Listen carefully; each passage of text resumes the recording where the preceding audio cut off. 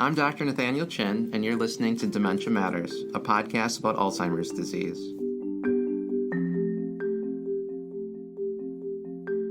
Dementia Matters is a production of the Wisconsin Alzheimer's Disease Research Center.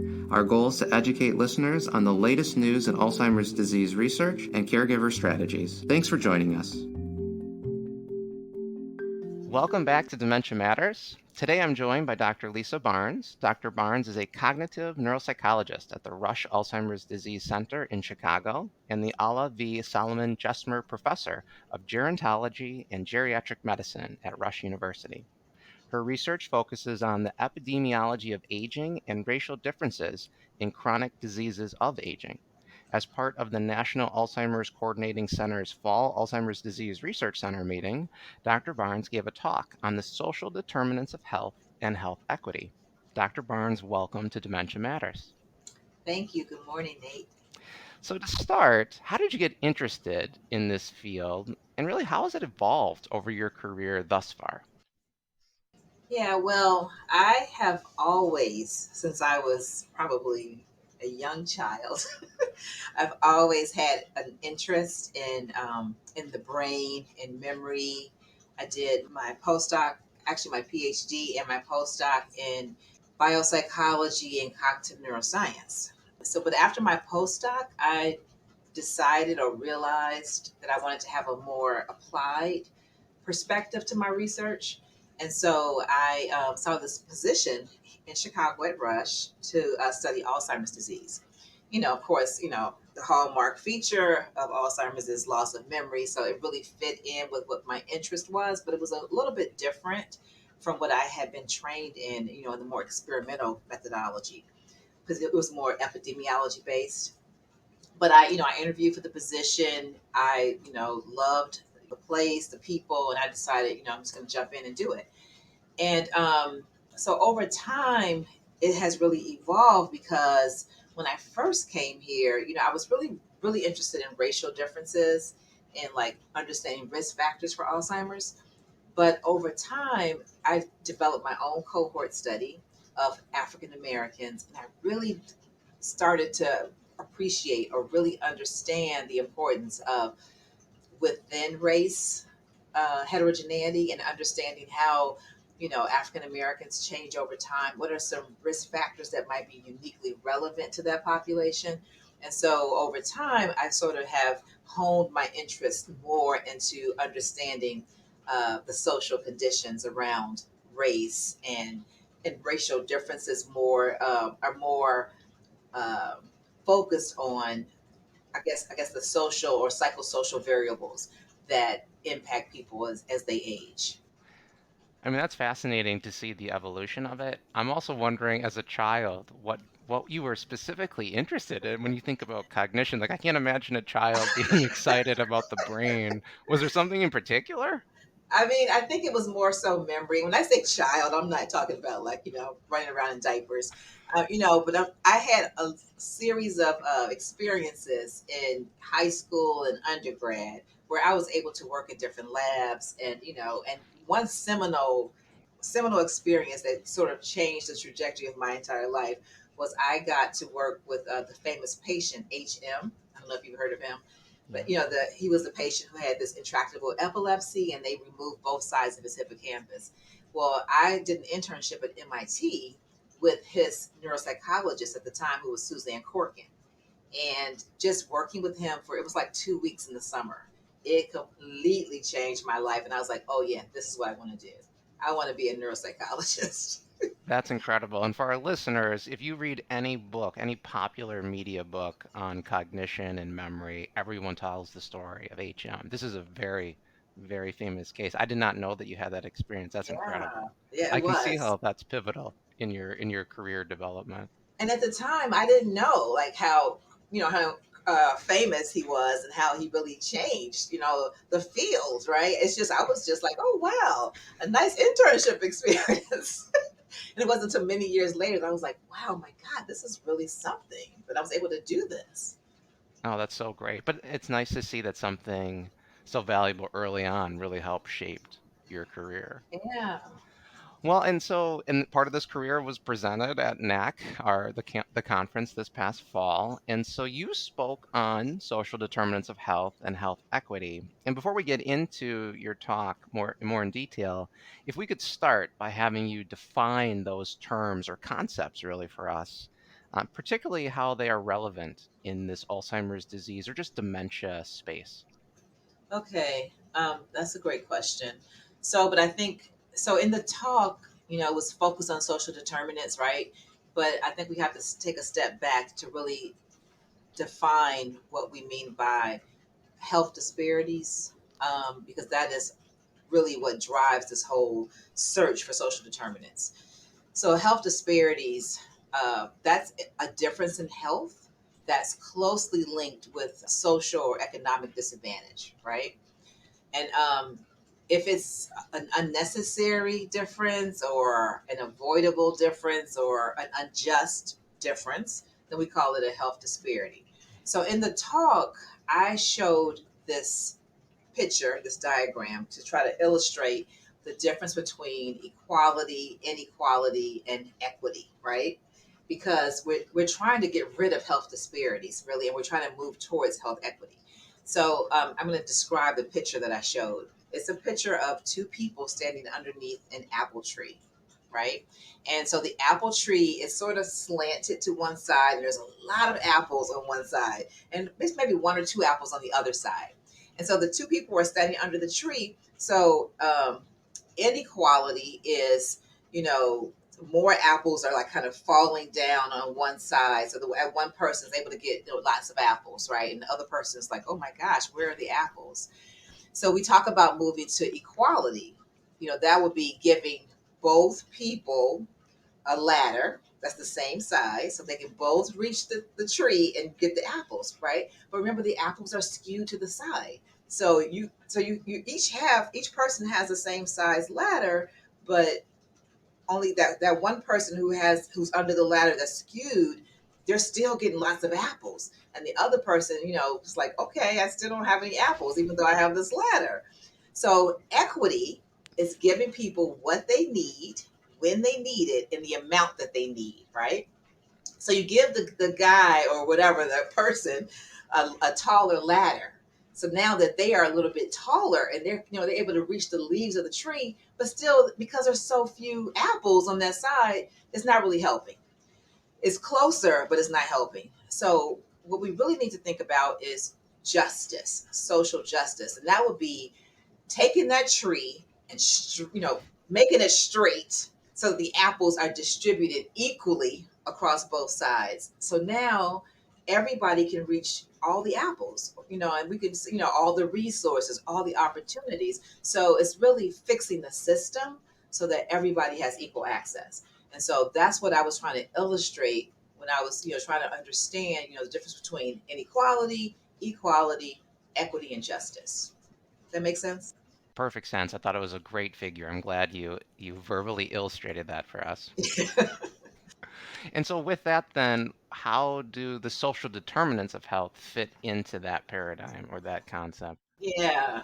So the social determinants fit in because we've known for a long time that health, including brain health, is not just biology, right? It is influenced by lots of things outside of biology. So social determinants are the social conditions into which a person is born, they live, work, play, age. The social context that surrounds a person, and this could be things like access to healthy food or access to affordable housing, and access to safe neighborhoods, access to a good education. All of these social things, social factors in our lives, they play a part in our health and in our brain health. So that's why it's important to understand them, especially when it comes to Alzheimer's. And one of the things I enjoyed about your presentation, you had said, listen, we all have our social determinants of health. This isn't just about those with inequities or inequalities. We all are born into a context and we can Exactly. understand that. We just have to look for those variables. Right. Have to be able to measure them. And so, okay, so with all of that in mind, then, when you think about health disparities or health inequities. What are the drivers of these? Why are these disparities happening in today's time? Well, in my presentation, I had this picture of like an elephant hidden behind some lines to try to illustrate that the thing that we don't like to talk about, I think the key driver to these health inequities is racism, structural racism. And so that's the presence of social structures, policies, norms, or practices that assign value and systematically constrain opportunities, right? And so I think the lack of opportunity across the life course is really what is driving these disparities. So people don't have access to have good education, quality education. They don't have access to having good paying jobs, those kinds of things. That's all shaped by structural racism. So I think that's the key driver. And that, of course, is in the context when we think about race, but your slide also showed homophobia and sexism, and there's many different biases and prejudices that can help form those drivers. Exactly. There's all kinds of systems of oppression, right? And ableism, ageism, all kinds of isms. All of those things, if you are able to group people together based on how they look or who they love or whatever the ism is, and then you strip away their opportunities, that is a form of structural. I keep saying structural racism, but it's more than racism, like you say, right? It's any of these isms that keep people away from opportunities. And you mentioned then that a consequence of these isms, in particular racism, though, is this lack of trust in the system, in healthcare in particular. And so, how does that impact what you're trying to do in research and bringing people in to understand Yeah. aging and dementia? Yeah, we've known for a long time that that trust is a big factor when it comes to doing research with underrepresented communities. And it's a long history of like abuse, in research. There are many groups of people who have been misused and abused in the face of science, and a lot of even though some of this has happened a long time ago, some of it still continues, but even more importantly, people have memories of what happened. This oral tradition, people talk about it, so it's handed down over generations. But I showed a slide in my presentation of data that the Alzheimer's Association gathered. They did these focus groups, and I pointed out two things in particular that I thought were really key to us understanding why trust is so important. Um, Black Americans, so they did focus groups with different demographic backgrounds, and so they had white Americans, Hispanic Americans, Black Americans, Native Americans, and Asian Americans, and they found that Black Americans were most likely to believe that research is biased against people of color, and they were least likely to believe or trust that an Alzheimer's cure would be shared equally, regardless of race, color, or ethnicity. So, what that means for us as researchers is that we don't have the trust of the people who are most impacted by this disease, right? And so it's not because they just are, like they don't trust people or they just have some inherent problems. It's based on history. It's based on the legacy of things that have been done to them in the face of research. And so we as researchers have to work extra hard to earn their trust. We have to become more trustworthy and, do what we say we're going to do, explain what we're doing, why it's important, and really have them as partners. And so, I don't want us to ever feel like we're blaming people and say, oh, they just don't trust. They're just, they lack trust as a people. That's not, that's not the message. The message is that we as researchers have to become more trustworthy and show people why this is important and how they can be partners with us. And that answer there is actually part of an answer to my next question, but I'm going to ask you to expand. And that's really, what do we do now? How does the research field address the trust gap, the health inequities and disparities? And you had mentioned in your presentation this idea of incomplete narratives and too few narrators. And I think that's a really important thing. It's very catchy as well, of course, but can you expand on that for us? Yes. So I think, and I will credit, the NIA leadership and the Alzheimer's centers for even wanting to take this step. But so my point was when I say too few narrators and too few narratives. So for so long, our understanding of this disease has been based on research done predominantly with one population, right? So almost everything we know about Alzheimer's has been based on studies of older white adults because that has been the historically included population, right, in the studies for all the reasons we've already talked about. So because we're getting just this one perspective from one population, that's one narrative that we have. There are so many other narratives out there, people with their lived experience that we're not capturing, we're not understanding because they're not in our research. So we have just and I'm not saying that because we're studying white people, there's only one narrative, but it is uh, a homogeneous narrative, right? When you only have one population. As you get more people included in the research, you naturally will start to understand that there are other factors involved, right? And so you will expand your story, expand, the factors that you're looking at when you include other populations. So increasing our narrative. And then when I say too few narrators, if you look at the data from NIH, most people who are getting these R01 level grants are white investigators. And actually, a study just came out that even at NSF, it's the same story. So it's not just across NIH, across all these funding agencies, the predominant uh, group of people that are getting these grants to do research are white people coming from the white population. Again, going back to systemic or structural racism. And so there's too few narrators because if you look at the data that comes from NIH and from NSF recently, a recently published study, most of the R01 level funding is going to white investigators. And so you're really not getting people who have a shared lived experience as part of the research pool or the researchers pool, right? And so we need to have people who share a lived experience, who reflect the communities that we want to be a part of.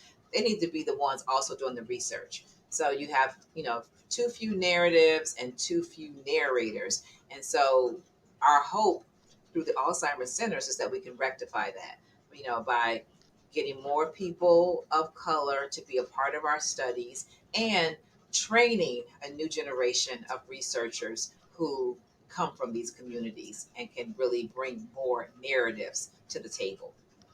And for our listeners, when Dr. Barnes says R01, that's a big funded grant. That's usually $1 million or more funded grant over years. So and that's the important one, right? Right. All of them are important, but that one in particular is one that provides a lot of data for people to understand whatever their research question is. Exactly. It gives you a huge infrastructure so you can, do things like I'm doing, building a cohort and following them for many years. Right.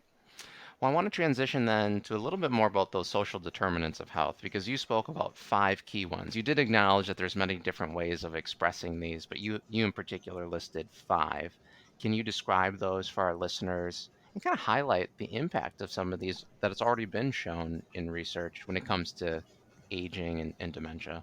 Yeah. So I based, my presentation off of the social determinants of health from the Healthy People 2030. Okay, so in the Healthy People 2030, they talk about five main categories. So there is education, access, and quality. Number two is healthcare access and quality. Number three is economic stability. Number four is neighborhood and built environment. And number five is social and community context. So to sort of break that down a little bit more, when we think about, economic stability, it can be anything ranging from employment, income, debt, you know, expenses, all of those kinds of things. When we think about the healthcare access category, that includes a wide range of things, health coverage, quality of care, cultural competency. Um, Education is pretty obvious, right? It's years of education, but it's also literacy. It's early childhood education, access to good quality education. And then the neighborhood and built environment are things like housing, transportation, safety, all the things that are sort of the broader context in which people live. And then the final one was community or social and community context.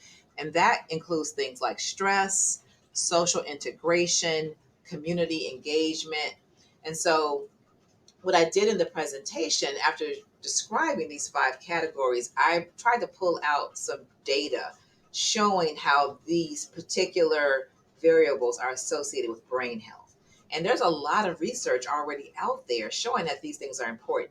So, for example, I showed one study that used data from a large database called Health ABC, where they showed that lower socioeconomic status, which they defined as less than high school education and making less than $10,000 a year. So people who fell into that category tended to have a higher risk of dementia. Another study from YCAP, which is a large database out of New York, they found that older adults who were illiterate, who couldn't read or had very low literacy levels, uh, and less than 4 years of education, were almost 3 times as likely to have dementia and twice as likely to progress to dementia over time compared to literate participants. So here you have these two, that's economic stability and education. Both of these are shown to be related to risk of dementia. But I also talked about stress, right? And so when we think about the community and social context category, I showed one study from Kaiser where midlife stressors, so people who reported having these stressors in their midlife, they had a higher risk of dementia in late life. And then in my own work, I have looked at things like experiences of discrimination, everyday discrimination that people, unfair treatment that people talk about happening in their lives on a daily basis. That's related to worse performance on the memory test that we use to diagnose Alzheimer's. And then also, going to school, in early life in a segregated South, people who attended schools that were actually desegregated also had worse performance. And then I think the last one I presented was people who talked about having unpredictable lives, very stressful lives. They had a faster rate of cognitive decline over time. So all of these social determinants have been shown to be powerful predictors of poor brain health in late life, either increasing your risk of Alzheimer's or being associated with worse performance on the test that we use to make a diagnosis. And now that you've highlighted this and your work is showing this powerful impact of the social determinants, what is being done at the research level? What are our Alzheimer's disease research centers doing to collect this data to address these issues? Great question.